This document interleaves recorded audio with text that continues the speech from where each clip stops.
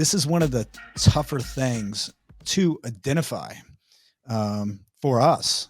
And, it's a lot of training and we go through a lot, but we probably should start from the beginning and give the definition of, human trafficking, what to look for, because I think what first comes to mind may be sex trafficking, but there's a whole lot to that, labor trafficking and so if you Yeah. could give a couple Um, of the main definitions. yeah, I'd like to start by saying that number one, I'm not an expert on human trafficking. That's left to the survivors and people that went through it and victims and the providers that deal with this every day and helping people and everything. I'm an expert in financial crime and investigation. That being said, obviously,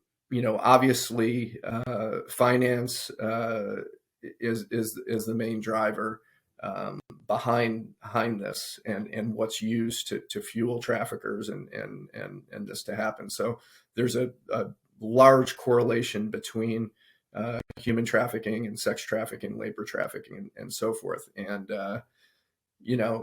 we have a unique focus on financial crime and tax evasion and money laundering and some of the what people consider the more extreme focuses like terrorist financing and so forth. But there's nothing more important in my opinion, or at least I'd like to keep the scrutiny and the focus at the same level as some of our biggest threats, which terrorist financing, human trafficking. There's nothing more worse than that in an industry. And at the end of the day, if all the drugs and drug trafficking we're going to dry up, and the poppy fields in Afghanistan and the cocaine, where do you think organized crime and terrorists and traffickers are going to be focusing their attention to make money? Human trafficking. You you use a drug once and it's gone. You can use a victim, 8 times a day, 9 times a day. Yeah. So it's a very important issue that, although, like you said, Ryan, banks should rally around this and do more, but should's the key Absolutely. word in that sentence, and not all of them do.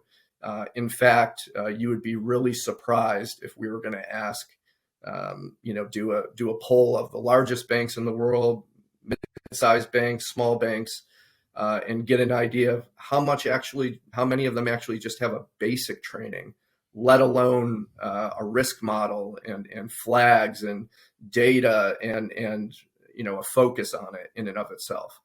So we've come quite a way in the past 5-10 years, but not even close. We are not even close. Unfortunately, I agree with that sentiment because, we're considered small bank, but what we do and take this seriously because we have, what the banking industry considers high risk customers, whether it be money service businesses, cryptocurrency related customers.